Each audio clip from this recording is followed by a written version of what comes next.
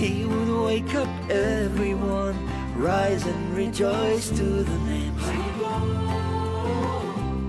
Haribo.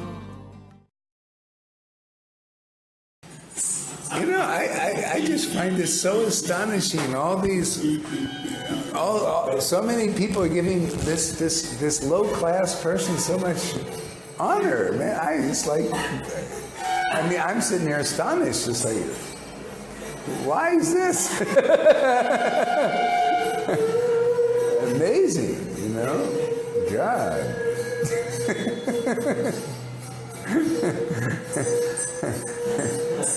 I know it's my Lord inspiring them, though. I know that because, it's just like that. You know, it's just at a certain point, the Lord, He tests everybody. He tests us all. You know, you get no acknowledgement, practically. You know, because the world is kind of like that. Once your relationship with Krishna awakens, then so many people don't know who you are. You know, it's kind of unknown. You notice? It's like you walk around and people can't see it. Why is that? Right?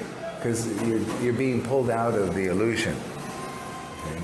So, you know, and the same thing happened with Prabhupada. You know. Follow you, yeah. Anyway, I just feel blessed to have such great friends, man. That's all I know, man. I am so happy. I can't tell you, man. I feel like my life is so successful to have such great friends, you know? I mean, I really feel like friends, you know, like disciples, which is right, but also friends, you know? Friends, it's wonderful. Okay? So, since we're getting so much action going on here, why don't we read about Daksha versus Lord Shiva, Govinda's favorite pastimes. And let's see if we can get in a little discussion about that. This is all about our preaching here. It's so funny. It's right there in the Bhagavatam, everything. Yeah. I'm a little bit, let's see how it goes, but I'm a little bit tired. I just it's so ecstatic, man. I start from like 3 a.m. in the morning, man, in total ecstasy and more realizations and deep awakenings and things moving. And it's like, wow, and so much love, you know, and, you know, it's like I just can't explain it. So it's a little intense on the body. I'll see how long I can go. I don't know. I might have to get to bed early and get at least 8 hours today. Here it is. Yeah, 4th canto, 2nd chapter. Daksha curses Lord Shiva. Notice a lot of cursing going on lately. Fuck this guy! But anyway, that guy there, I just don't get down on him too much because he's actually a really nice guy and he likes what we're doing. You know, he does. And it's just a shock, man. You know, I mean, you got to expect this is shocking. You know. So. Okay, let's read and relish. Vidura inquired, why was Daksha, who was so affectionate towards his daughter, envious of Lord Shiv, who is the best among the gentle? Why did he neglect his daughter Safi? Lord Shiv, the spiritual master of the entire world, is free from enmity, is a peaceful personality, and is always satisfied in himself. He is the greatest among the demigods. How is it possible that Daksha could be inimical towards such an auspicious personality? My dear Maitreya, to part with one's life is very difficult. Would you kindly explain to me how such a son-in-law and father-in-law could quarrel so bitterly that the great goddess Safi could give up her life? Sati. Hanji. Okay. Sati. The sage Maitreya said, in a former time, the leaders of the universal creation performed a great sacrifice in which all the great sages before that.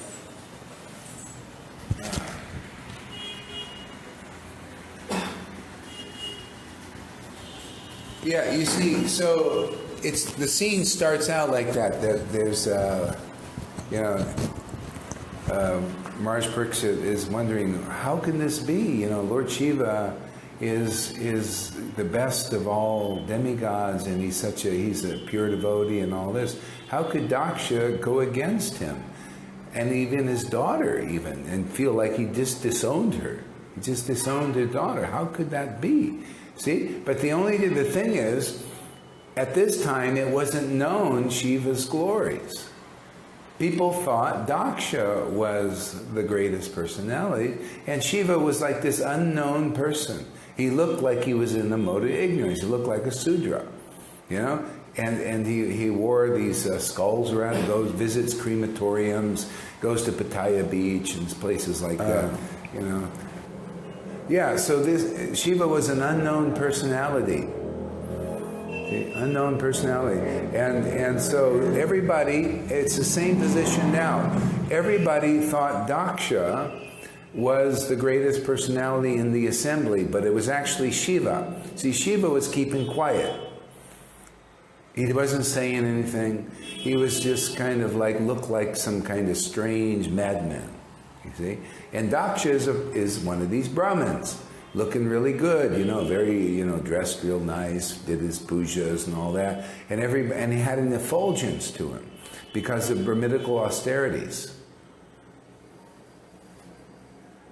So this is going on. That's the scene like that. And so Shiva's unknown, and everybody, all the demigods, there are millions of them, they all thought Daksha, he's the great guy. He had this kind of a Brahminical effulgence.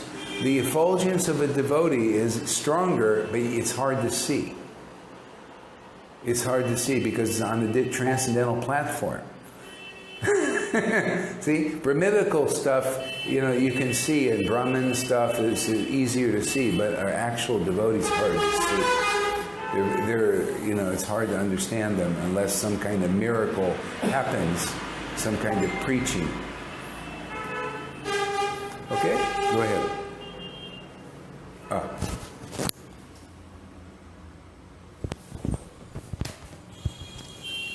The sage Maitreya said, in a former time, the leaders of the universal creation performed a great sacrifice in which all the great sages, philosophers, demigods and fire gods assembled with their followers. When Daksha, the leader of the Prajapatis, entered that assembly, his personal bodily lustre as bright as the effulgence of the sun, the entire assembly was illuminated, and all the assembled personalities became insignificant in his presence.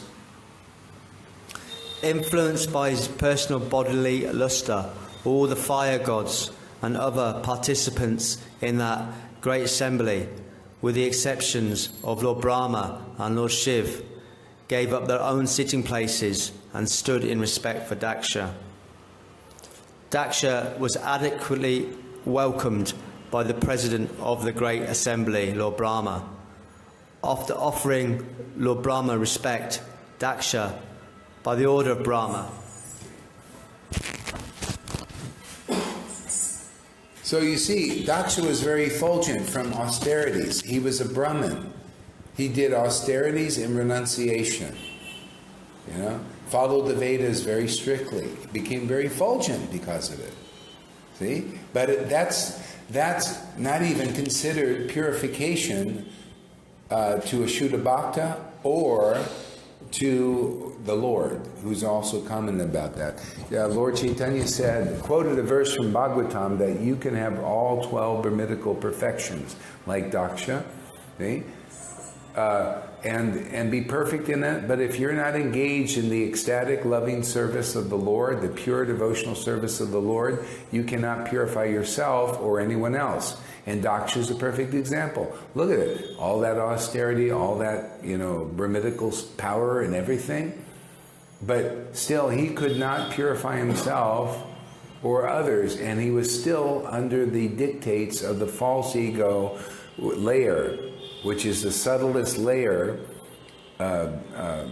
You got to get through that before you get into transcendence. See, and he's still caught up in that what they call envy, jealousy, and competition with the higher mode of pure goodness. See, there's goodness and pure goodness. So the modes have this tendency to compete with each other in the modes.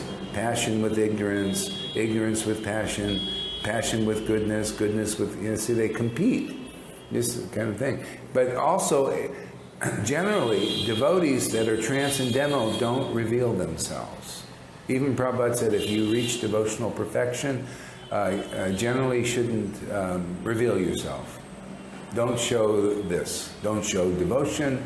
Don't show your realizations, because most people are neophytes and they will misunderstand. It'll cause commotions and problems and all that. But there's a time when the Lord wants that. See? That's why Jesus said, don't think I've came to promote peace. You know, I came here to bring a sword to put father against daughter. See? Daksha, when Shiva started to do something, he started to preach in the unusual way, all of a sudden, well, he was always, as soon as Sati took the side of Shiva and married him, he immediately kind of disowned her. He didn't like his own daughter. How dare she do this? Go to Lord Shiva. Okay, so, yeah, go to Lord Shiva. He didn't like that at all. It immediately caused a problem. See, because this natural competition, and also because no matter how much austerity you do or renunciation, you can't understand what goes in the mind, a person who has love of God. You just can't understand it. You can be the most. That's why I quoted a verse today in the Chaitanya Charitamrita that often Lord Chaitanya teaches real religious principles, the essence of all truth, through a low-class, fourth-class Sudra. See? To defeat the pride of the Dakshas and the sannyasis and the false acharyas, actually. Those are and he'll teach real religious principles to humble them. Because without seeing, having your position revealed and admitting that you're actually not as smart as you think you are, you can't progress. So the Lord has to often teach. Sometimes he'll preach through, like Prabhupada, a Brahminical person. But even he, amongst his godbrothers, they were all big thunderbolts. And sannyasis way before him, and he was in Grihastha life for so many years, and they thought, oh, he's just a rotten Grihastha rotting away in household life. See? So the Lord empowered him in a big way to show that he had the right understanding, and the Lord is doing that here. I mean, look at us. I mean, Sudra fulfilling that prophecy right there in Chaitanya Charitamrita, low-class, fourth-class person, don't even wear a dhoti. But look who's coming. Look at our members. See, can you imagine? Here we are, just a small band of people, but just those few. They're standing up, giving testimony, giving classes and talks. They're amazing, powerful, standing up conclusive truth. Prabhupada disciples are coming and saying, yeah, this is like amazing. I mean, how do you convince a person like Meena? It's not easy. She was with Prabhupada at that time, and very intelligent and studies, and people are following her. She got following. They like her stuff. But, she's also like, it's not even always so easy for her, because some deep stuff is going on. It's kind of scraping out all the stuff we got, to get it out so we can be used as pure channels for the truth, for Shuddha Bhakti, to be preached in the world. So what's kind of going on here? You see, we've become like a Bhagavatam pastime here. See, the book Bhagavat and the devotee Bhagavat, it causes the same kind of thing. That way now I'll tell you, after we finish reading this and you see what's going on in our thing, You actually see like this, you'll understand this pastime. You'll understand the real path, because it's always this way. It was this way with Prabhupada when he started preaching. You know, people like the Daksha types, big thunderbolts, they thought, what is this guy? And they were envious, jealous of him, you know, of his opulences and all that. It just comes out, stuff comes out.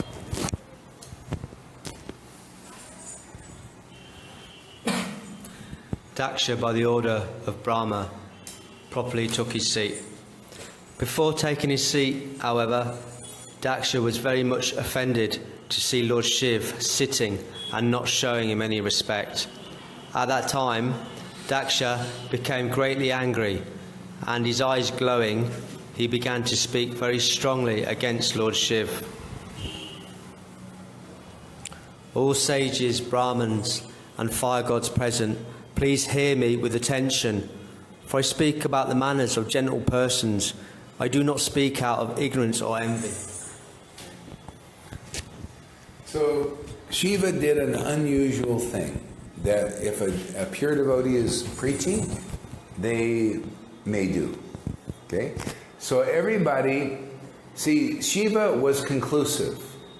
They weren't. Even though there was millions of demigods, Shiva did the right thing. And they didn't. They actually were offensive to God. They offended the Lord, but they didn't know it. And that's the way the world is. The world is always offending the Lord until a devotee really teaches them what is real, the principles. Because when a devotee is manifested in this world, or say unmanifested, they're here, but you don't see them. Everybody is paying obeisances to the Daksha types, the Brahmins and sannyasis, right? They're all doing that. But then there's a pure devotee world. We don't even do anything. We don't stand up for them. Matter of fact, we like to usually criticize them, right? Oh, blah, blah, blah, blah, blah. Oh, we do it so easily. Like water rolling off the tongue. See? So that's not conclusive, is it? That's why people don't chant in ecstasy. But the devotee does. They're conclusive. They're involved in pure devotional service. This is why I say the real teacher, the real preceptor, the real guru, the real spiritual master, the real acharya is an ecstatic devotee. That's proof they got through all of that, and they would never not pay their obeisances to a pure devotee, because they can recognize who one is. Why? Because they are one. Birds of a feather flock together. Okay? But those who are still under the modes of nature and not clear, they're blind persons, and often going to blind leaders who are only Brahmitically qualified or sannyas qualified with austerities and renunciation, which is not really the real path. They are in charge of the world. Prabhupada called them glowworms. Yeah. Okay, I'll look at that in a second. See, Prabhupada called them glowworms. Okay? So they glow, but their glow is dim. An acharya, a real spiritual master, is self-effulgent. They are bright when they open their mouth, when they do something. So Shiva did not stand up for the Daksha, because it was right. Why should he stand up for them? Everybody should have been bowing down to him. But they thought, well, he's in the mode of ignorance. He's just a neophyte. He is nothing. See, they didn't know his glories. So he said, well, I'm going to act conclusive. I'm not going to stand up. He didn't. And that angered Daksha. He's thinking, oh, you see, he's really in the mode of ignorance. He's not standing up for me because I'm a pure devotee. See, there's so many. Why would you become a guru and take disciples to bow down to you unless you think you're a pure devotee? Huh?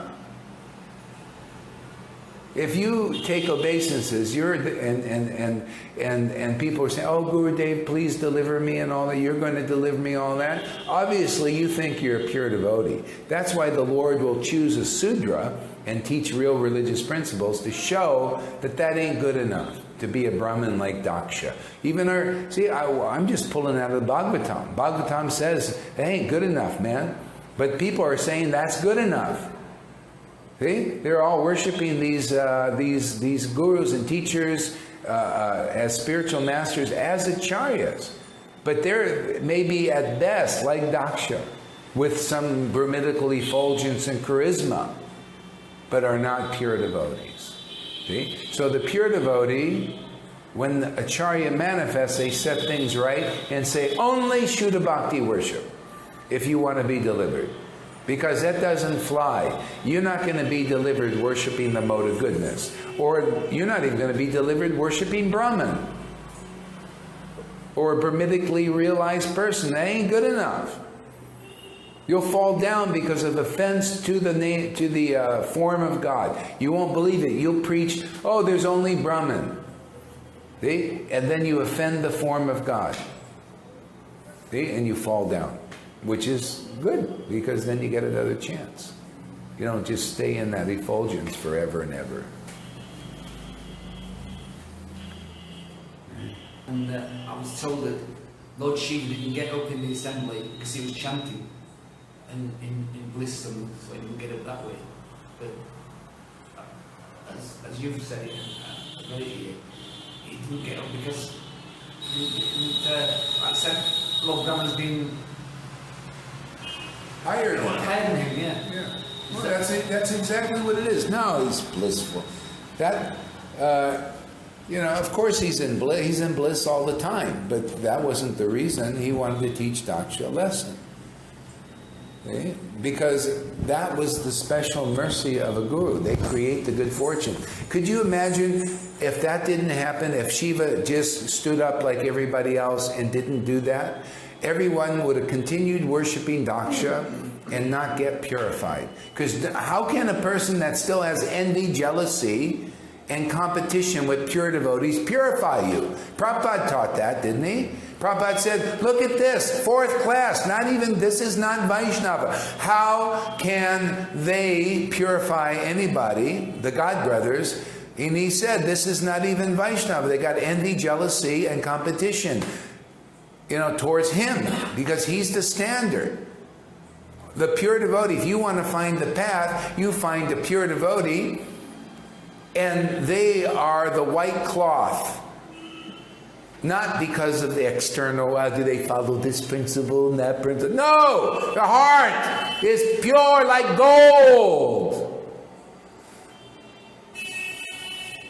And the person, if they got envy, boom, right there, man. There it is. Look at that. They're envious. And the same thing with their Daksha. They couldn't see this. And they're blinded by it because they believe in Daksha. If you believe in all these false acharyas, false gurus, persons who have not realized Krishna as your deliverer, you'll be blind as them. And you will stay blind.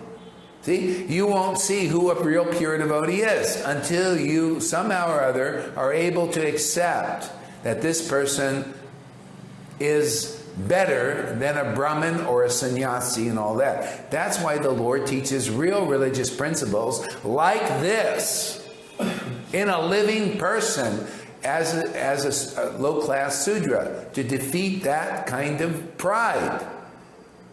It's proud, envy and jealousy and competition with real devotees. They have to be defeated. And first, what do they call? First, there's humility. What's that other word? Humiliation. First humiliation, then humbleness. See? So that's the path for the proud. See, they resist the truth. Don't you notice that? The proud resist the truth. How dare you take the name Srila? Didn't the God brothers do the same thing? What they did to my master, they do here too. Why not? He took the name Prabhupada because his disciples came to him and said, hey, you're definitely it, man. Nobody's doing like you. You're not just Swamiji, man. Let us give you an appropriate title. And he said, okay, that's conclusive. Because he was doing that. And so my students and disciples came to me and said the same thing. They say, hey man, it's you just being Gaurari Das, that's not appropriate. Let us give you, you should have a title. See, you notice, like father, like son. I just took the hint from Krishna coming through the disciples. Okay, fine. I also say, yeah, it's conclusive. Look at this. Devotion to Krishna is awakening people. What are you guys going against this? But look at what's happening here. Devotion to Krishna is awakening in the disciples here. Fast. Not like after years. Sometimes in days or months. Devotion, pure devotion to Krishna. See? So is it appropriate or not? But people are now, they're taking titles, you know, Srila this, Vishnupad that, Bhaktivedanta this, and they don't awaken this kind of bhakti, you know, in anyone. So what's really appropriate? I think we're following in the path that Prabhupada did. Yeah, that's all I'm doing, man. And hey, if I didn't see what was going on here, the fruits going on, not only in myself and others, I say, no, it's not time. Let's see something happening here first. Well, it's happening, everybody. You know, check it out. It's all checkable. You know, we've got testimonies going here. You can listen to some classes. I'm amazed. To me, it's not very smart to just go and say, oh, you're not a Srila. Oh, yeah? Well, have you seen any classes? No! We just know. I'm just so envious and jealous. Yeah, I'm just going to say it because I have to. You do. You got to barf on the devotee. You got to throw up. Throw up that poison. Throw up that envy and competition. They had to do it on Prabhupada. How dare you? Raged at him. How dare you take the name Prabhupada? What? It's conclusive. He was a Prabhupada. He got the special mercy of his guru. He had ecstasy, his guru had ecstasy, right? He had really good conclusions, better than anybody else. So like his guru, he got the special mercy. He's head of a disciplic line. What, you don't see that going on here? You don't see the ecstasy Prabhupada had? Come on, man, wake up! You see it more than there because he was hiding it from you guys because you're so friggin' envious and jealous. It's true, look at you. No wonder Prabhupada hid it from you and will continue to hide it from you until you are humbled by the truth and set free, you captivated person. Okay? The truth will set you free. I'll get to your question there, Balaram. Okay, let me see here. So a question, is Shiva considered lower than Brahma in this pastime? If so, how come Shiva didn't stand because someone higher than him stood? Okay. Is Shiva considered lower than Brahma in this pastime? Well, first of all, even in the pastime, Brahma and Shiva were both pure devotees. See? Brahma was aware of the situation. He said he knew what's going on. But Daksha, he gave honor to Brahma because of external etiquette.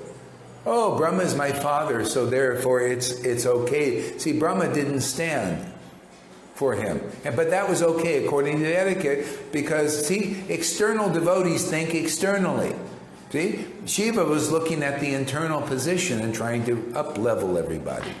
See? So Daksha said, okay, it's okay, my father doesn't stand for me, right? Father, son, all that. That's all etiquette, man. So Shiva says, he could have followed the etiquette, but he said, I ain't going to follow it. I'm going to want to teach them. I want to help them. See? And so they don't stay blind all their lives. What do you think I'm doing here? I could keep my mouth shut. I don't have to do any of this. I could say to Prabhupada, I say, hey man, I've done enough, I don't want to do it. Well, let me go back to the, let me just chant, we'll just do that. I could do that. I could have done that. See? But, hey man, if I do that, then everybody stays worshipping gurus who don't have bhakti, who don't see the conclusions in the books, in Prabhupada's books. And it is my great privilege and pleasure, even though it's tough sometimes. Well, it's not really tough for me. I like it. I like to battle, man. I like to fight, man. It's, Krishna has a fighting spirit, so do I. Well, I feel great, man. I like challenges. So I can't say that. But I could do that, but I wouldn't. Why, man? It's a great opportunity, man. Do service to a Mahapurusha? Are you kidding? And help wake up conditioned souls? Because who's going to do this job? Who out here is doing the job? I think I'm the only one. Because everybody else is promoting austerities like daksha and renunciation as the path, and then you'll get Krishna prema in many, many lifetimes. Well, they're promoting that. No, I'm sorry, man. The opportunity is here. The empowerment is here. All the ducks are in a row. Prema Bhakti for anyone who believes this preaching. It's a reality, man. So why not, man? Let's go out in a flash, man. Let's do something here really amazing. We're already doing amazing. Look, if Gaurahari was really a Sudra, only, like Sudra in mentality, and also a Sudra cursing, ignorant person, which they thought Shiva was, and Advaitacharya was, and also Gaurahari, and they thought Jesus was also just a Sudra carpenter, man. Isn't it funny, the pattern, the way the Lord's working? He takes something like that, but then he preaches the real truth and shows the real truth is transcendental to Sudra, Vaishya, to Sannyas, to false Acharya, to Brahmin and all that garbage. Or coverings, let's put it like that, coverings. Put it nicely.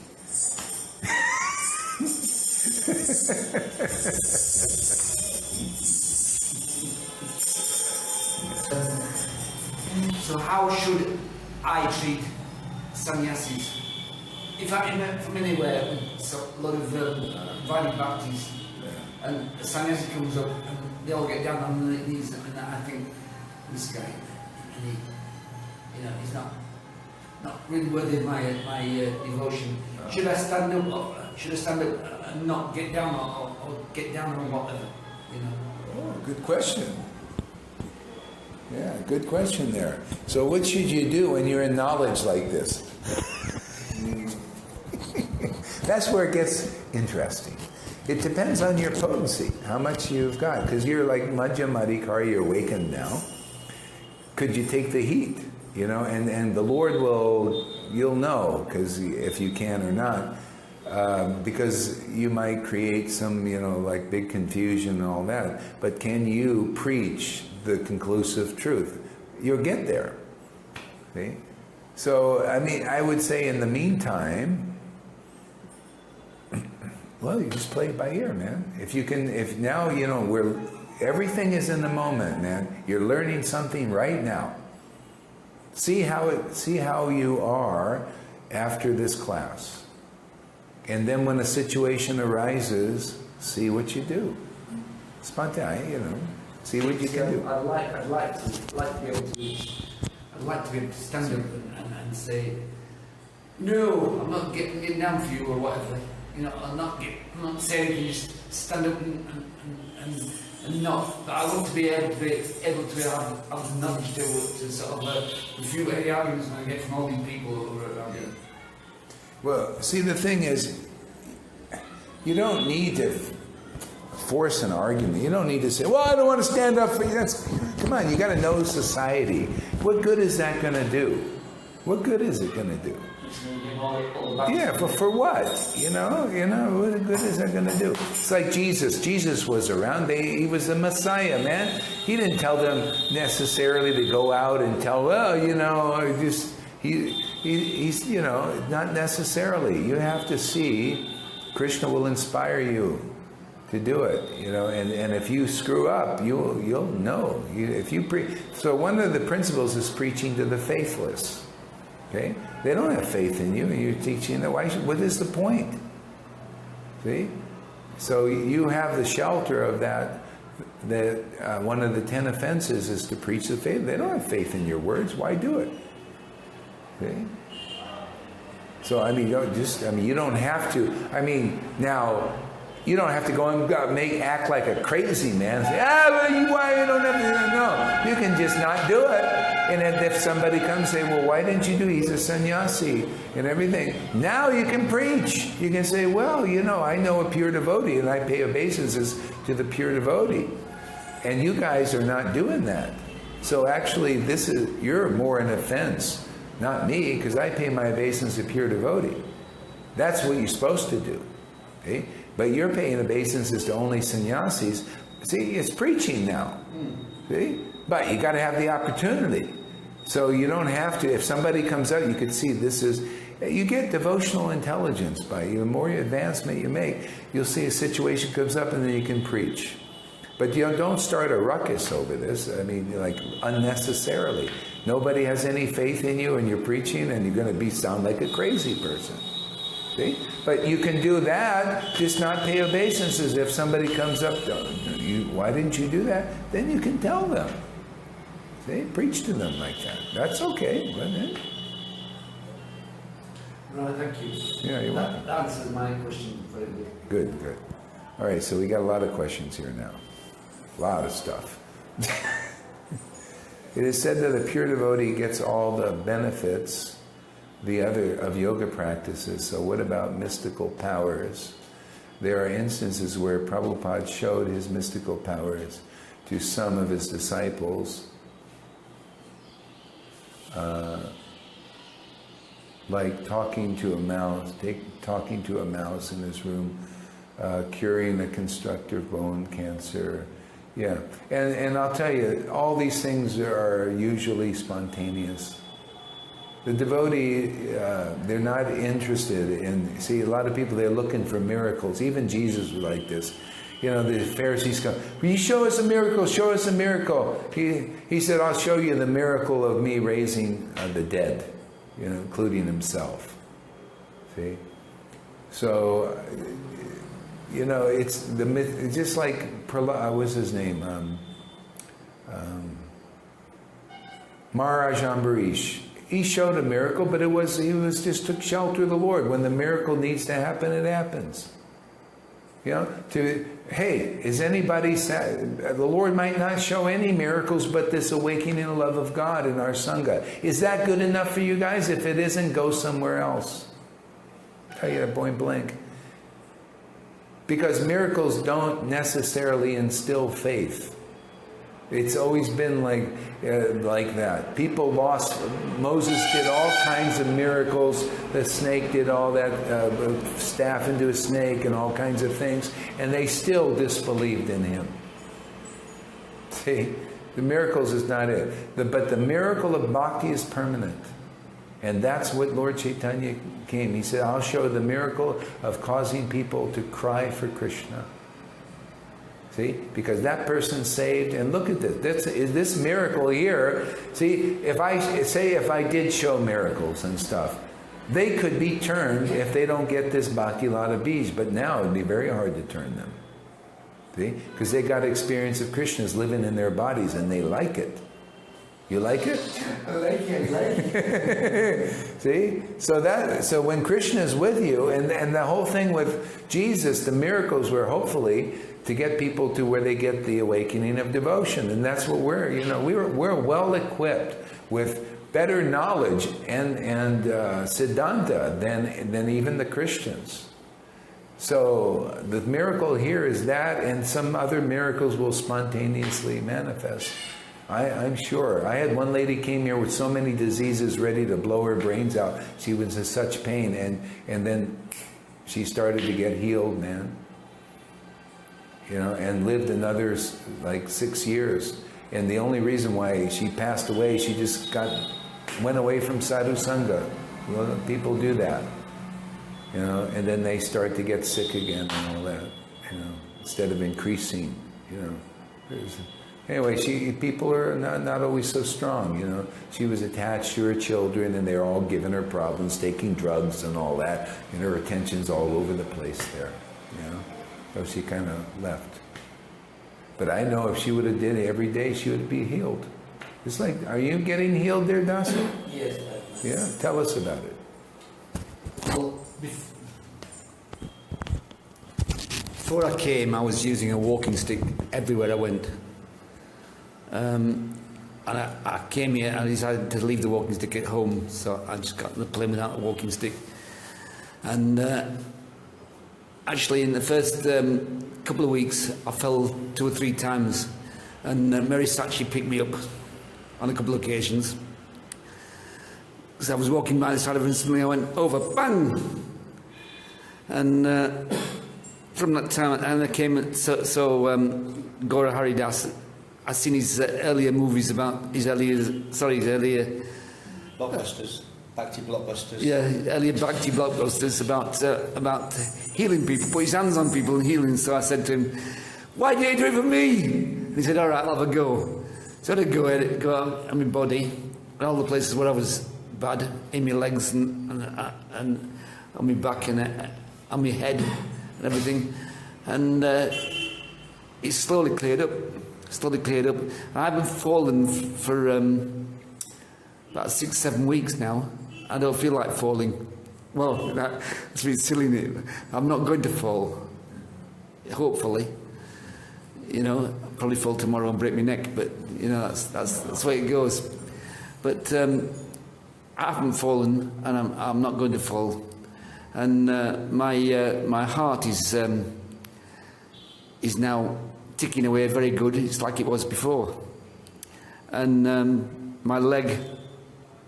my foot rather, is it was rather painful to start with, but Gaurahari worked on it, and it's okay now. Doesn't need any attention.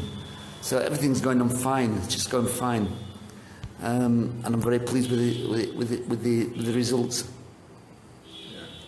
So anyway, we're not focusing so much on that, the healing thing. I'm not getting into that so much. On request only. And, you know, it's up to the Lord. The main thing is whatever you got has got you here. That's great, man. You know, and then the Lord will take care of everything. All right, let's see. I'll show the right area. Which will show... Okay, which will show who to worship and who not. Yeah. You very nice answer. Yeah. Yeah, so, you know, this is the thing. As you notice, as the devotees are getting purified and empowered, you just naturally want to stand up for the truth. You know, you do that on Facebook, you get great opportunity. But it comes from within. The Lord, it's the Lord doing it, you see. Because you're seeing the zeal that comes from the empowerment. Otherwise, you can't withstand the onslaught of these envious persons. They're full of poison. You would, you know, like that. But as you're getting stronger in bhakti, you're just able to stand up and say, you see. Plus, I've been teaching a little bit about this. You solidified with Siddhanta. These persons are just, they're like powder puffs, you know, now.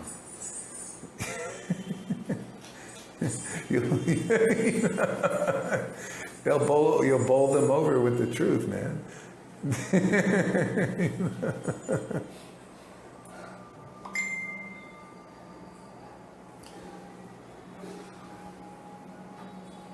Okay.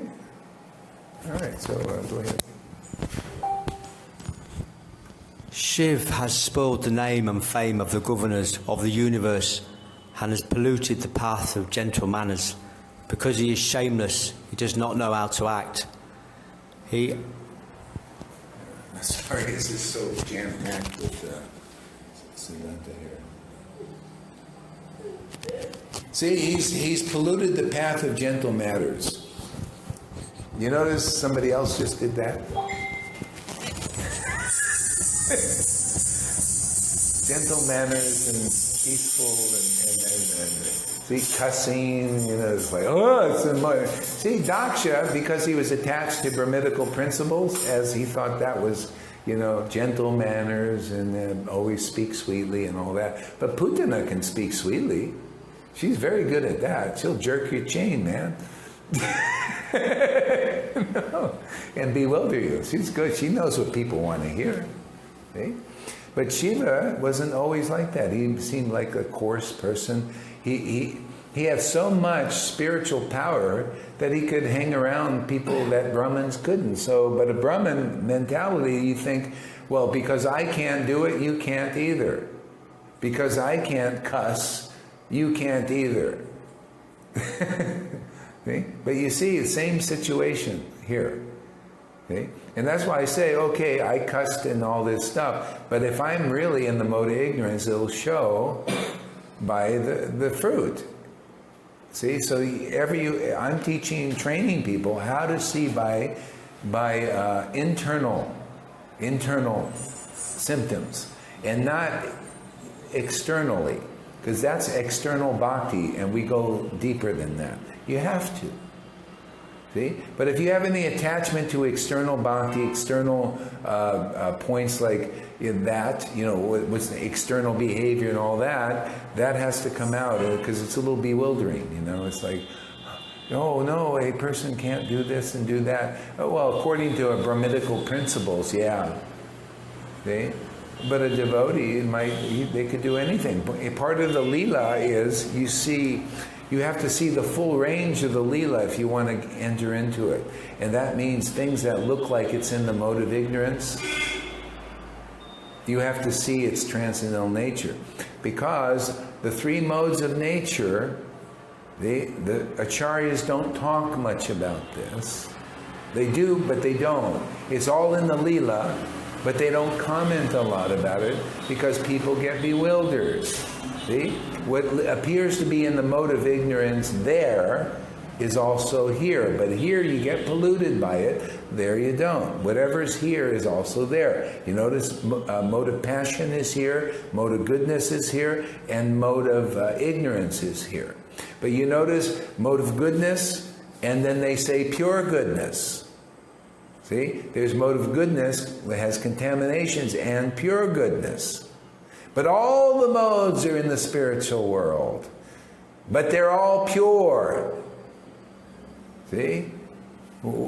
People are in Maya, in the mode of ignorance, bewildered, right? That's mode of ignorance, right? Well, they got that going in Vrindavan, man. God himself is so bewildered, he doesn't even know who he is. That's bewilderment. Spirit souls, they're so bewildered here in the Maya, they don't know who they are. Okay? Both ignorance, but it's pure in Vrindavan and it's wonderful. The Lord loves it.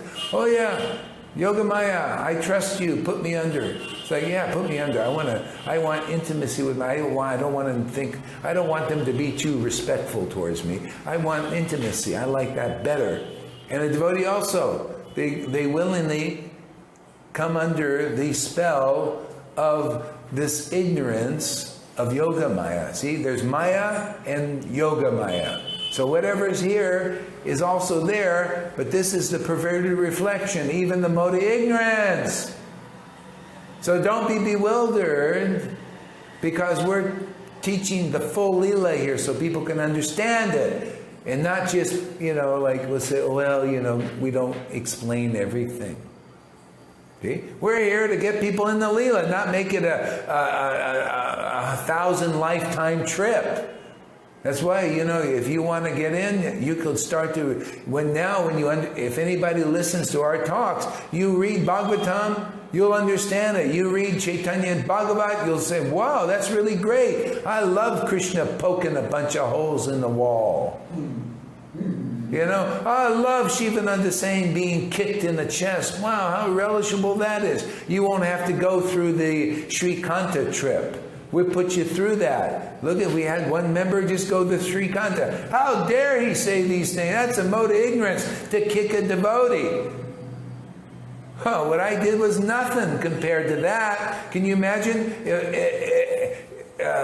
Shivananda Sain, who was recognized as a pure devotee, was kicked by another devotee. Srikanta thought, he doubted. He had at first had faith.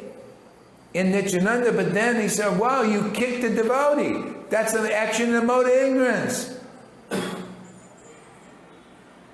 See? He got purified, had to come out. The only person who had the right understanding, and then the wife, she also, when she got her sons cursed to die by Nityananda, was another act of grace and purification. Who else could do that or would do that? I curse your 3 sons to die. She was attached to children. What happened? She couldn't see that Nityananda can only bless, and everything he does is wonderful. Okay? Everything. Curse, bless, slap you in the face. Whatever he does is excellent. She couldn't see it. So to break her through, to break Srikanta through, he said, I'll curse your 3 sons to die. Think about that. Get it out. Get all the crap out. That's why I did this, a little cursing and cussing here. It got the crap out, and my friend, you got all kinds of great realizations coming from that. She'll be thanking me someday. Maybe soon. See? Things are not what they are, especially here. I mean, things are what they are, but those things are not what they seem like they are here. A lot of potency going on here. A lot. You wouldn't believe it, man. I wonder, how can you do this, Lord? Yeah, it's amazing stuff. Man, I haven't seen anything like this since Jesus Christ. Honestly. Have you? I mean, God, this is amazing stuff, man. We talk about, it's like we have a repeat of these things going on, Yeah, stuff, people coming against us, we're just, no problem, man. We're given the Holy Spirit. I don't even have to die, it seems like. He had to die and resurrect and all. I don't even have to die, man. People getting the Holy Spirit, and Vaishnavas are getting it. Isn't it amazing? Joy. It's even like the Lord, because Lord Chaitanya is more empowered. He's making more power. We don't even have to kill Gaurahari. Let's everybody just get it,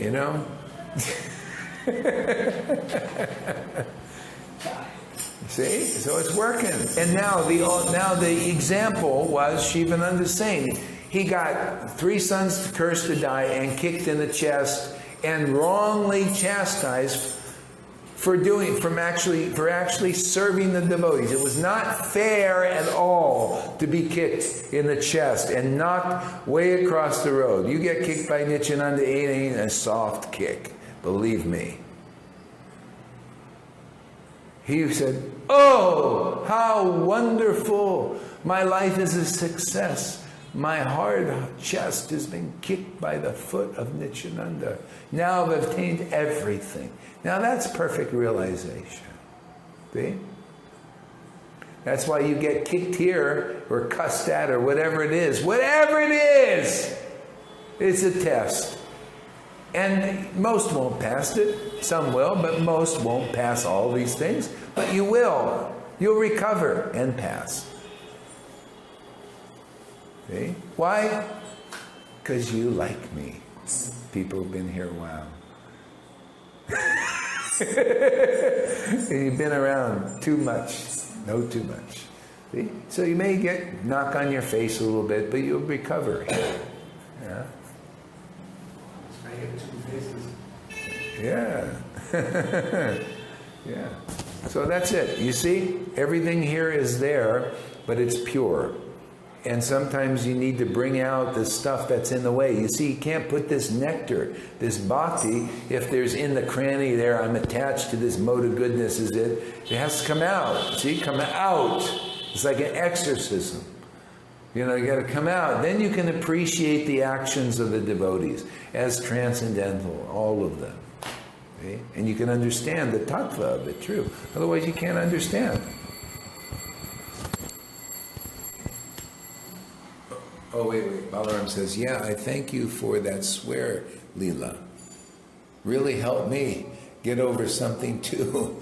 mode of goodness was overriding faith in Shuddha Sattva. Yeah, you see, if you have faith in the mode of goodness, it can override that, and then it superimposes, then you're blocked from it. But you see, there's people that take advantage of that. See? Those are the ones who have not realized Krishna. Here we're proven that realization of Krishna is here. You see ecstasy, you see great revelations and all that. Those persons out there that are liars and cheaters and ignorance and don't even know their position, they could take advantage of that kind of stuff, and they often do. But they don't have the same result because they don't have love of God. They don't have deep knowledge of the Shastras coming from devotion. And they can't withstand the onslaughts that a devotee gets. Can you imagine proof that we're still standing after all that crapola has come at us?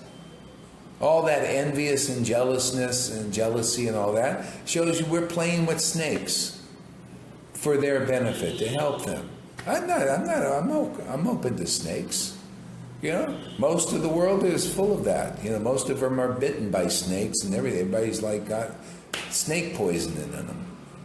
That's part of our work, is to get rid of it.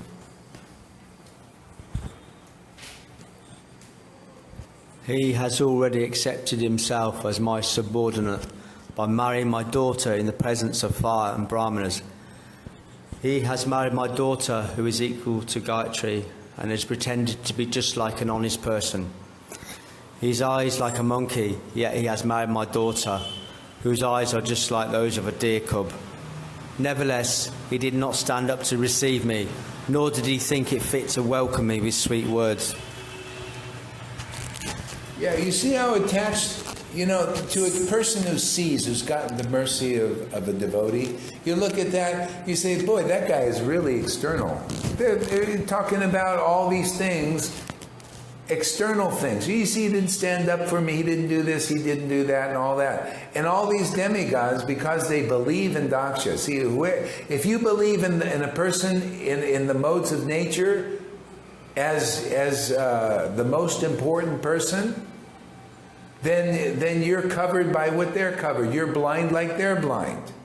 That's why the real acharyas always try to teach, worship Shuddha Bhakti, Shuddha Bhaktas, Shuddha Bhakti principles. When they're manifesting it. But the one principle is why it worked with Prabhupada is, even though he didn't speak about all these principles, because everybody's neophyte, still they were following him. Therefore, they got the bliss. You notice everybody's very blissful. Well, just because you follow a pure devotee. But as soon as he left, what happened? All the glowworms come out, the tricky dicks come out, liars, cheaters. Prabhupada appointed us guru, and acharyas also like him. Complete, ridiculous. Can you imagine? They all fell down like Prabhupada would actually do that. Yeah, it's a complete lie, man. People went for it, hook, look, crook, and sinker. Hook, what? Hook, line, and sinker. Hook, line, and sinker. That's the truth. They did. No, we believe in that. Yeah. Prabhupada definitely would appoint people that are pedophiles and have homosex with their disciples. Yes, Prabhupada would do that. Yes, we believe that. That is correct. We believe them. Yeah. Well, if I believe that, I would never worship Prabhupada. I would say, why would I worship you? You appoint people like that to be their saviors? You're not qualified. You're as bad as they are. But he didn't do that. See? They lied. They cheated you. All of that stuff. And people are following that line, which is a clothesline. Yeah? The emperor has no friggin' clothes, and that's the truth. And Prabhupada stood for that long enough, watched on the sidelines. Now, the truth will set the captives free. If you believe it, if not, keep believing that crap. This crap, man. You worried about me cussing, and you're following crap. You're following garbage. That's shit, man. That's worthy to be pissed on. Oh, how do you say that? Well, Bhagavatam says that. Shiva had his servants, he said, go piss on those Brahmins' sacrifices, because they're worthless to Vishnu, because they're against pure devotees. That's crap, man. Not because the devotee says this word or that word, because otherwise you're siding with Daksha, oh, gentle manners and all this other bullshit. It's like this guy said, my father cussed a lot to teach me something. Well, sometimes it's like that. I'm just doing this to give Balaram happiness and Freddie too. They seem to like when I'm cussing.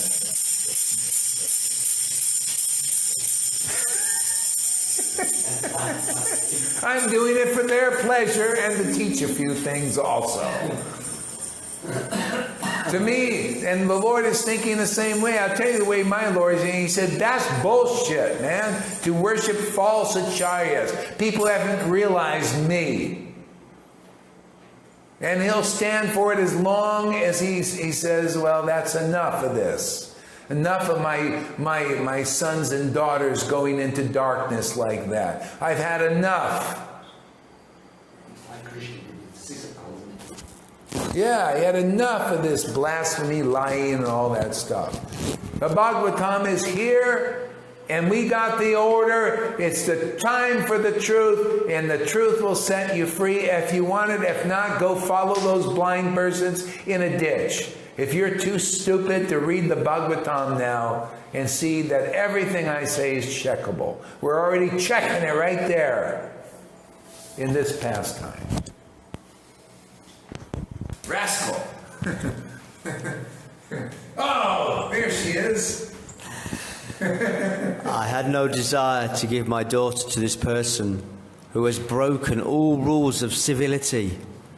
Because of not observing the required rules and regulations, he is impure. Ah, there we go. Give me that sucker, man. I had one guy say that today. He said, oh, you gotta follow the rules, man. You gotta follow the rules. Otherwise you're impure, yeah? Oh, yeah? Well, I just cussed a lot, and I don't think Prabhupada said that was part of the rules. Cussing and saying, fuck this and fuck that. I want to prove my point. I'll show you in the morning. I'll be as ecstatic as I was this morning. As ecstatic as that. Well, what is that, man, if I'm getting polluted by that stuff, huh? Must be a deeper principle going on here. Meena says, I agree with you on everything, but I'm sorry, I just don't like the bad language. Well, keep listening to it, and you'll get through it. Do you like my bad language there, Dasu? I'm just curious. You no, really? Yeah. What about you? Yeah, I love it. It's refreshing to hear this. Yeah? I love it. Really? Is it? Don't you feel polluted by this foul language? Yeah. I think that's the medicine for you there, Meena. You got something there. Might be good medicine for you. I don't know, man. It's kind of coming. You know, I wish I can control these things, but, well, I don't wish. I just say, God, you know, whatever you want me to say, you know. Yeah.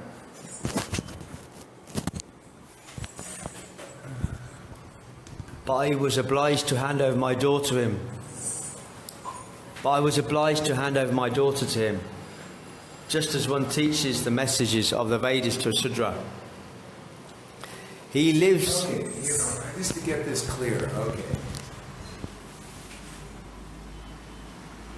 So, Meena, how can you really, really appreciate the Leela of Lord Chaitanya? Because the Advaita and Nityananda used to curse each other and abuse each other, and it's not even written what they actually said, but stuff really like, you know, call each, you know, bad names and all that. How can you really appreciate that? Because if you just want to hear sweet words, See, you're attached to one, you're not seeing you're seeing the external thing. You're seeing the external thing of something really sweet and really wonderful as really transcendental. It may or may not be. Because there's transcendental sweetness, and then there's transcendental so-called bitterness. It's all transcendental. See? There's also the mode of ignorance going on in the pastimes, but it's pure ignorance. It's pure passion. When you see a devotee passionately preaching, that's like the passion here. People passionately, preaching whatever they're preaching about the world, passionately in politics and, bad, Trump this, all that. You see a real devotee, they are passionate also. People can pretty much accept that, but can you accept the full range of all the modes in the transcendental modes of nature? Pure goodness, pure passion, and pure ignorance. It's all there. So that's tattva. So that's what Dvaita and Nityananda curse each other. But they're glorifying each other also in that. It's a part of love. Balaram Dasud anyway use these words in all the time. Govinda and Dasud anyway use these words all the time. Kurt, cuss words? Yeah, I don't know. Yeah, maybe. Yeah. Anyway. He lives in filthy places like crematoriums. I ain't finished with this. Hey, man, I've been going through this with Sachi for years. She knows. She's also has a hard time with my coarse behavior. But she's finally getting through it. Mother Sachi was not part of that. As part of what? I don't know. Part of what? I don't know. I don't know what you mean. Yeah, for us who grew up with no swearing around us, it's a hurdle. We need to get over it. Yeah. Actually, even in psychology, they show it's kind of good, doing this stuff. But this is actually transcendental stuff. It's actually important. It's actually important for me. It really helps me. I feel so liberated now. I was actually holding back a little bit too. Oh, maybe yeah, Lord, don't make me swear. I want to, well, tough luck. You said you'll serve me. Okay, all right. It seems to be a service because it helps. It's helping all kinds of stuff, man. Okay.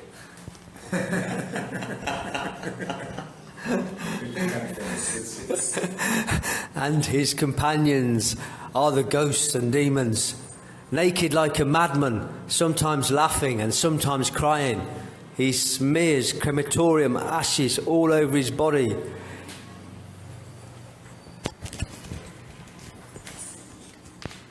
Isn't that funny? Sometimes laughing and crying, and Daksha saying this is a bad thing. Oh, isn't that interesting? Don't we also get criticized, especially by Brahmin types? What is this crying thing or laughing thing? This is sahaja. It's a bad thing to do. See? You see? Same thing. You got to be it, man. You got to be a laugher and crier to produce this Leela, to take life, living color, and to see the colorful pastimes here. You got to be a laugher and crier, otherwise you won't have the power. Look at Lalita. She was crying for 6 months or something, a long time, because that's what happened. You cry and you get purified. Now the laughing started. It increased her power, potency. Stand up, man. Believe people, you can look on Facebook, look at her preaching, man. Look at her standing up for her guru, man. You don't think that's pleasing to Krishna? You can't stand up for anybody. She's got all kinds of revelations, realizations. See? All because laughing and crying. the laughing part is coming now. Now the real empowerment is coming. See? See, and that person goes beyond externals. See? And nobody can understand their activities. It even said when this delegation, this is a little bit later in this pastime, the delegation came to, they wanted to apologize to Shiva, okay? They saw his potency. So they come to Shiva, and Brahma comes and says, you know, actually, I see you as the Supreme Lord. You know, you're empowered by the Lord, you know. Everything you do is transcendental. Please forgive them, you know. He said, I forgive. What do you think? I was just trying to help them. You know, it wasn't about being, you know, being offended or anything. You know, just trying to help them. See, he says, I know people just can't understand my activities.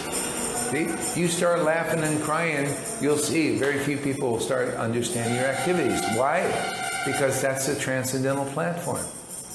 See? Oh, well, how do I know that going in? Well, I'm sorry, that's in our books, man. That's in chapter 23 of Chaitanya Charitamrita, all about Prema Bhakti and Bhav Bhakti and all of that. Yes, those who laugh and cry and like a madman or madwoman, not caring for outsiders, not even the greatest scholars can understand their activities. Okay? Or their intentions, or why they do what they do, why they cuss. You notice there's a guy here that kind of fits the bill. He laughs and cries a lot, and you think you can understand exactly why he's cussing? I can't even understand exactly why he's cussing often, until the Lord informs me also.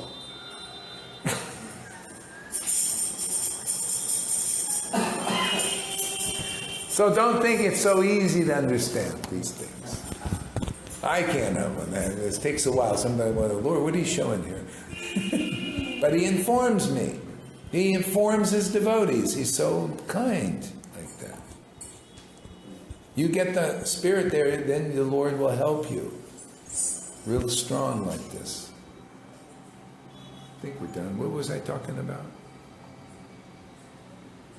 Oh, laughing and crying is displayed. Oh yes, he said this is a bad thing, but it's a transcendental thing, and that's where you need to learn from somebody who does that. If you can find anybody in some lifetime, you might have to wait a yuga or two, or maybe 27. I don't know. It's a long time.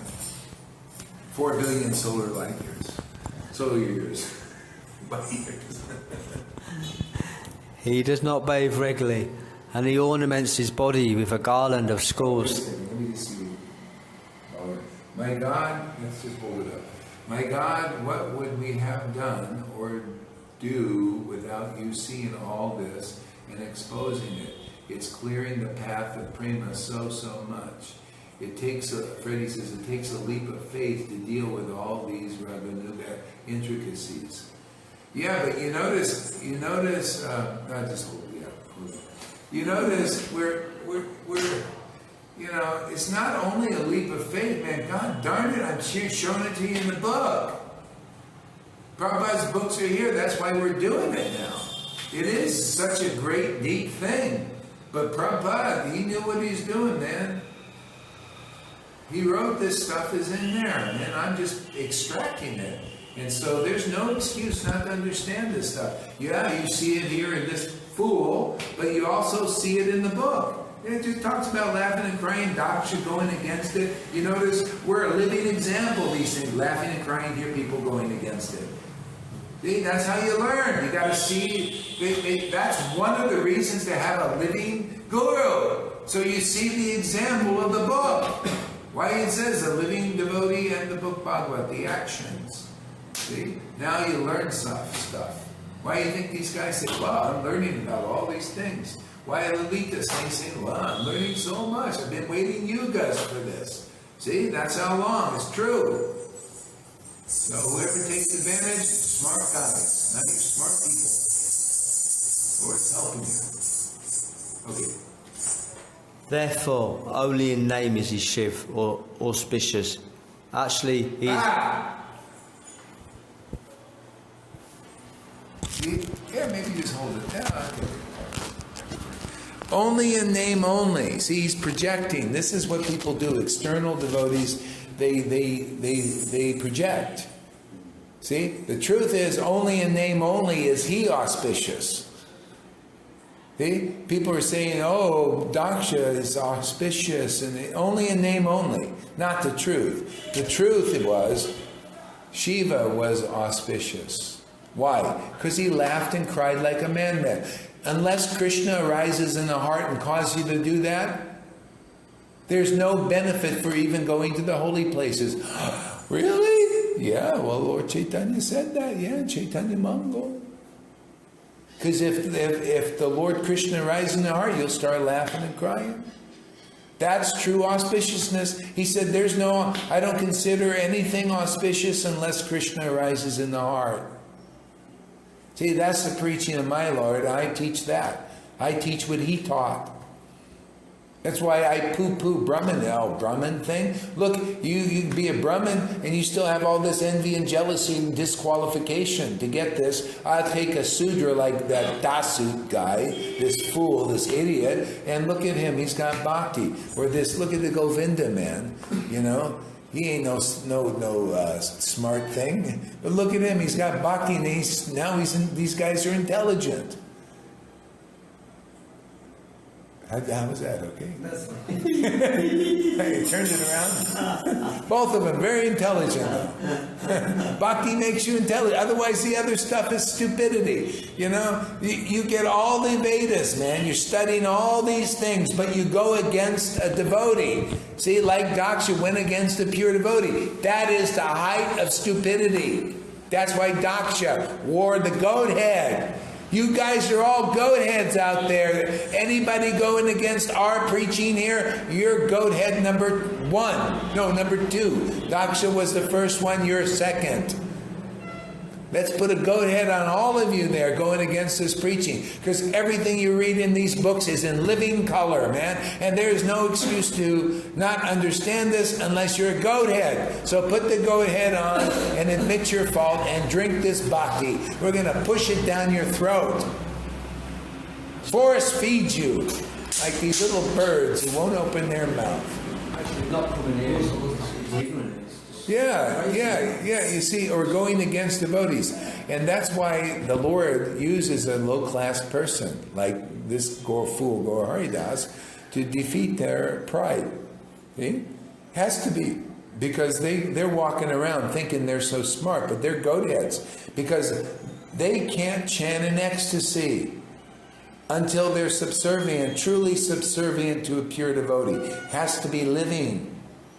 Until you get to the point of this arising of the Lord in the heart. You're still in danger, you're still neophyte. Many have become 99% have become gurus before having bhakti awakened in their heart, man. They're goat heads, naturally. And we'll prove it. You'll see they'll be going against our preaching. That proof, people coming to these classes, you will see they are goat heads. Because I'm showing you, training you all here, showing Prabhupada's books and everything, people getting the benefit of this association. You're going to see all these goat heads coming against us, and you'll see with your own eyes. You say, my God, these people are goat heads. How can they do this? Look at all that bhakti here, all that true knowledge and everything, and they're going against it. They are truly goat heads.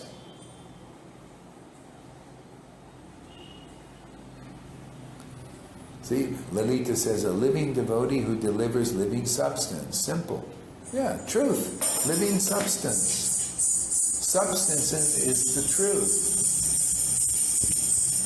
See? That's why I encourage people, you keep coming, and you'll be able to withstand all that crazy stuff out there. All that insanity.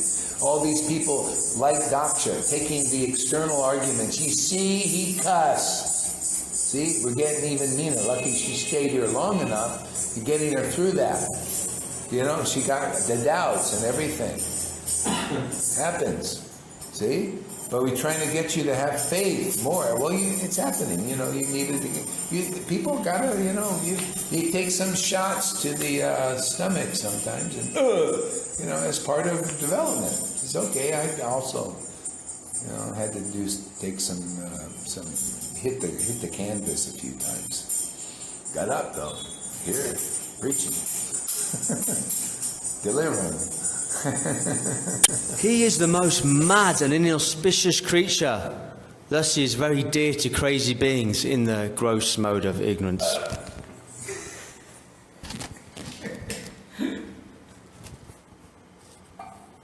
He's very dear to crazy beings. Okay? You know, Lord Chaitanya said the same thing.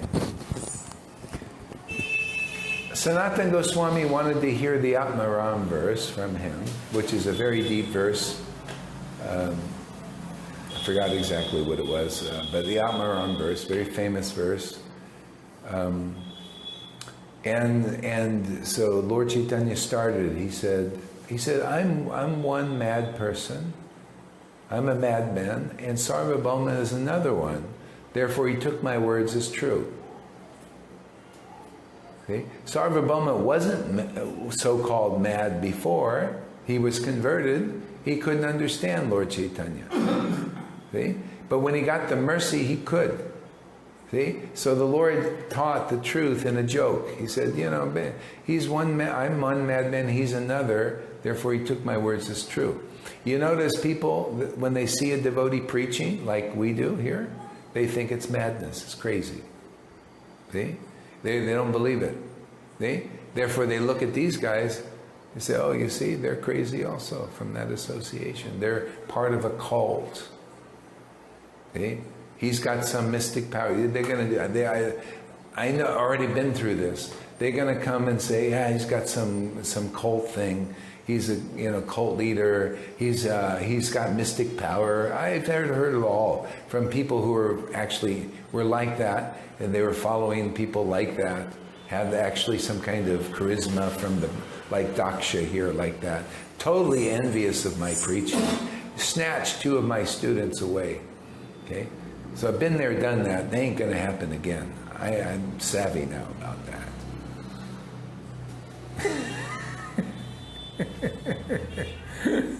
That's where at one time I hit the mat, but I'm up again and stronger for it. He's very dear to crazy. Yeah, dear to crazy people. See, so that's how it works. When you come into this line here, and you accept the teachings and you start to benefit and you start to be raised, people that are actually mad in the world, they're still part of the world, and it includes Vaidhi Bhaktas also, still, they're still following often gurus who are not realized God, stuff like that. So they're still in it. They're maybe kind of moving, well, they're not really moving much, but they're, in the game, sort of. See? So when you come over here and you start to wholeheartedly believe in a real devotee, now you're pulled out of that, and people think that now you're part of the crazy. Okay? Same thing, they said that to Sarvabhauma. They said Sarvabhauma was such a good logician and scholar, and then he associated with Nimai Pandit and became a crazy person. See? So you're going to have that here. People think these guys are crazy, they were associated crazy. See? Because you're being moved up to the transcendental platform. So, be encouraged. And service is like when Jesus said, because I'm taking you out of the material world, which a real guru does. I'm taking anybody who believes in my preaching here, because it's just not just Gaur Hari here, the Lord is behind it and everything. You're being pulled out of the world. See? You're getting real shelter here. You're being pulled out of the material world. That's why the world begins to reject you. So I'll encourage also the same thing. Hey, your reward in the kingdom of God is very great when this happens. See? Jesus taught that. He says, people spit on me who weren't really favorable to God, even though they claimed to be and all that. They're going to spit on you. They're going to hate you. If they hated me, they'll hate you. See, if they were jealous of you, they'll be jealous of me, they'll be jealous of you. If they listen to me, really listen to me, they'll listen to you. Okay? So that's what's happening here. See, like Balaram was a good example. He listened, he really heard Prabhupada, therefore he's here. See? He's an example of somebody who's really dedicated and hears from Prabhupada. And now he's over here. See, they heard from Prabhupada, he's here. I would much prefer to be with you crazies rather than with those real crazies. Exactly. Here you learn the real... It's crazy beings in a gross mode of ignorance, and he is their leader. On the request of Lord Brahma...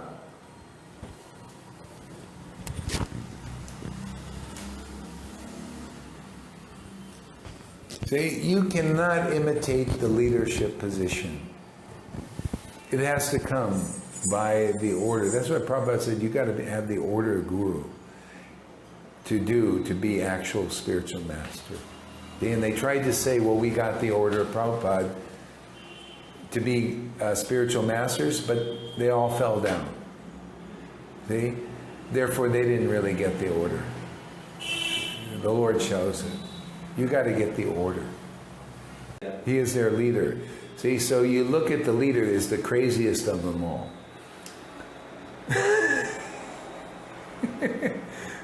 In other words, they're more deep in bhakti than the others. That's why they're the leader.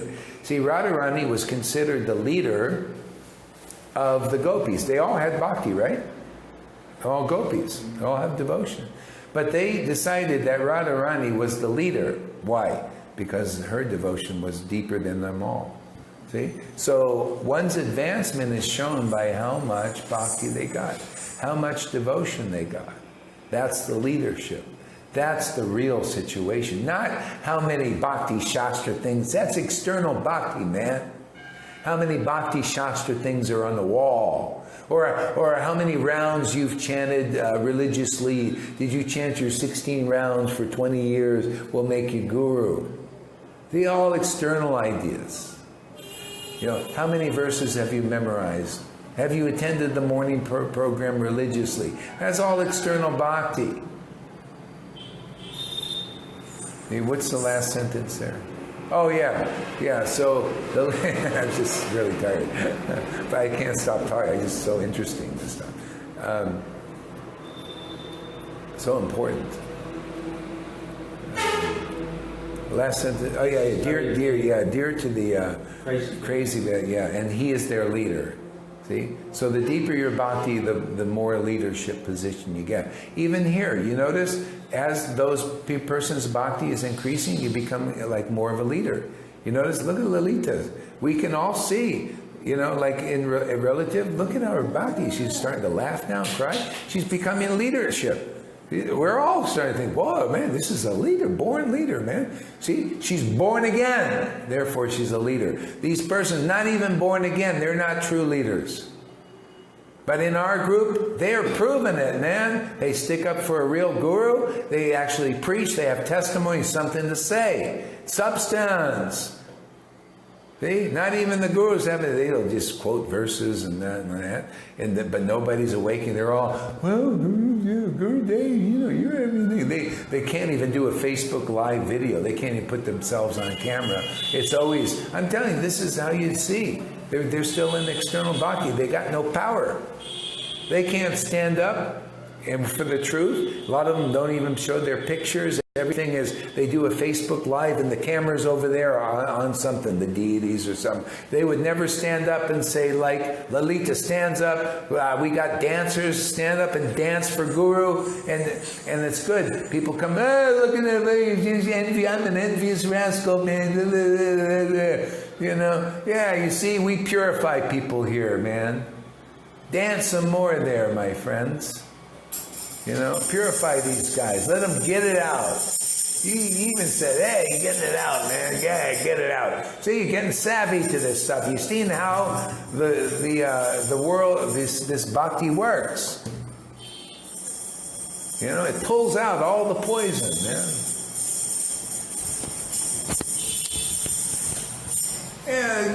Yeah, I challenge any of these gurus, come and give a class as good as this about daksha. And you know, we had one guy today, he He said, I couldn't believe it. He was going the opposite of everything I said, and and I even showed the verse. If you want, Mina, you look that over. I show the verses. I said, what is it? You say the opposite. You're speculating, man. And I show the verses where it's not like he said. Now, where did people get this stuff? They think the speculation is true. Actually the wives of the Brahmins didn't really do that. What, you crazy or something?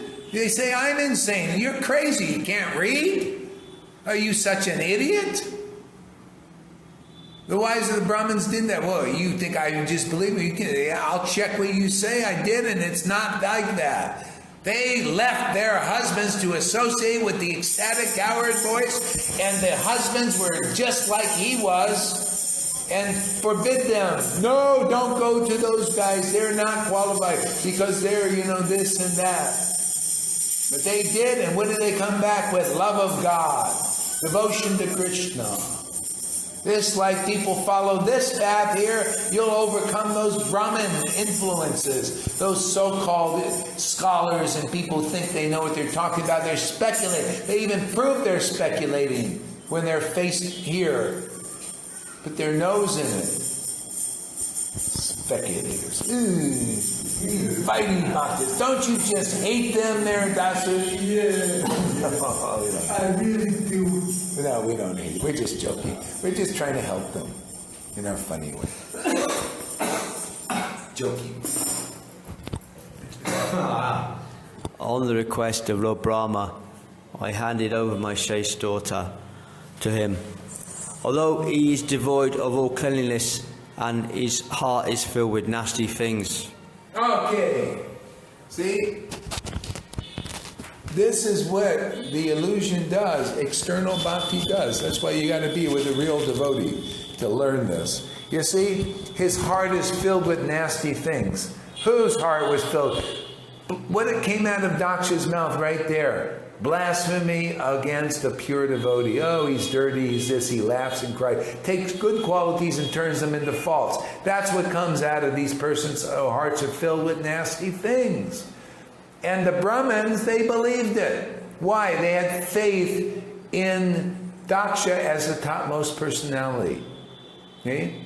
And not in Shiva. Because if you have faith in Shiva, even those goblins that served him, they had better transcendental knowledge, which you'll see coming up.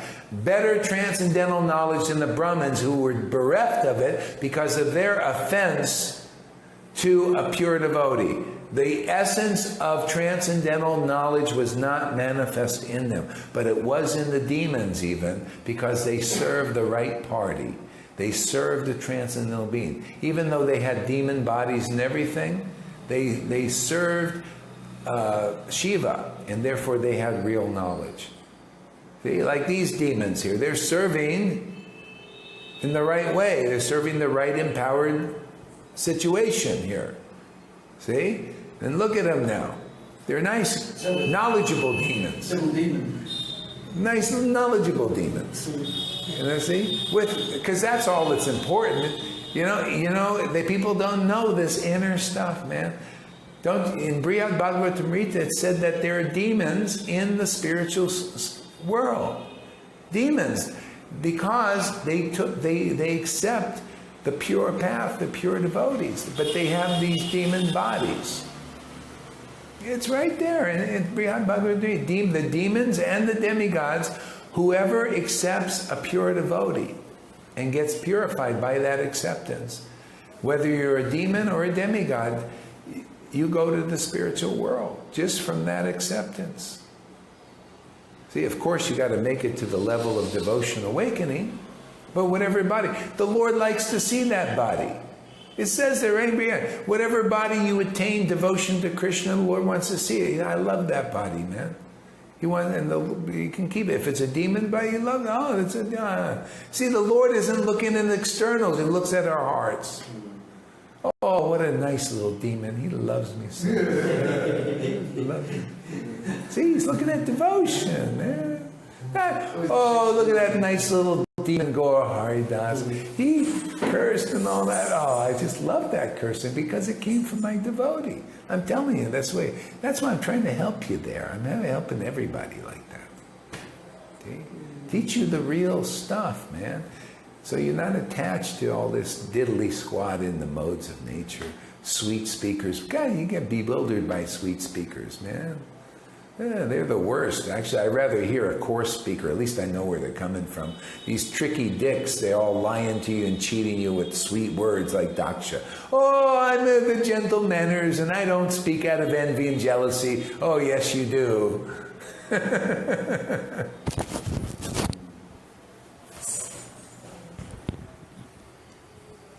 The sage Maitreya continued, thus Daksha, seeing Lord Shiv sitting as if against him, washed his hands and mouth and cursed him in the following words.